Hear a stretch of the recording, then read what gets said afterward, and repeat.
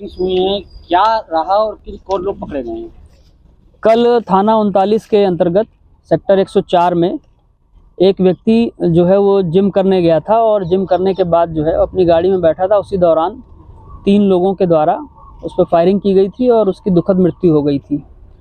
मरने वाले का नाम सूरज मान के रूप में पता चला था।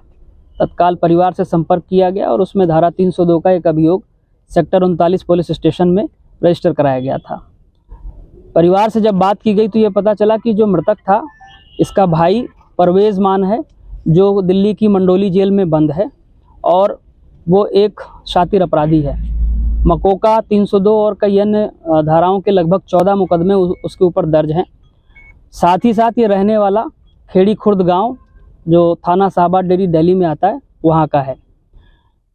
इसके द्वारा जो मृतक है, जब इसके परिजनों से बात की गई तो उन्होंने बताया कि इनकी पूर्व में जो गांव का ही एक कपिल है, कपिल मान, उससे रंजिश चल रही थी और कपिल मान भी मंडोली जेल में बंद है। कपिल मान के पिता और चाचा का मर्डर किया गया था और उस मर्डर में परवेज़ मान का नाम आया था। कपिल मान को ये टीस थी कि मेरे पिता और चाचा का मर्डर किया गया और मैं उसका बदला नहीं ले सका। उसी क्रम में आज 2 लोगों को हमने अरेस्ट किया है, जिसमें एक धीरज मान जो कपिल मान का कज़न है और एक मन्नू जिसके भाई पर जो है वो परवेज़ ने पूर्व में भी हमला करवाया था। अरेस्ट किए गए हैं। इनसे जो पूछताछ की गई है अभी, तो प्रारंभिक पूछताछ में इन्होंने बताया है कि ये पूर्व में जो है लगभग 4 हत्याएं इन दोनों के आपस में हो चुकी हैं और उसी प्रकरण में ये 5वीं हत्या जो है वो हुई है। जो कपिल है, इस कपिल पे जो है वो 19 मुकदमे दर्ज हैं। मकोका में ये दिल्ली की मंडोली जेल में बंद है, साथ ही साथ परवेज़ भी दिल्ली की मंडोली जेल में मकोका में बंद है। अन्य सभी एंगल्स पे पुलिस जांच कर रही है। हमें इनके कब्जे से एक गाड़ी बरामद हुई है, एक इंडिवर गाड़ी भी अभी जो है वो जानकारी मिली है, जो बताया जा रहा बुलेट प्रूफ है। साथ ही साथ जो है वो कुछ खाली खोखा कारतूस और पिस्टल भी बरामद हुए हैं।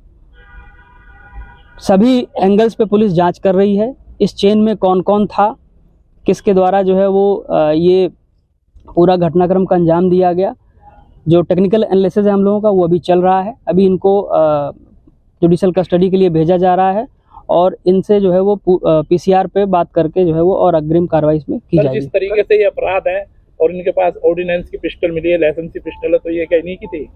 ये जो है वो बेसिकली 9mm और 32 बोर के जो है वो कारतूस इसमें यूज़ हुए हैं जो घटना हुई है।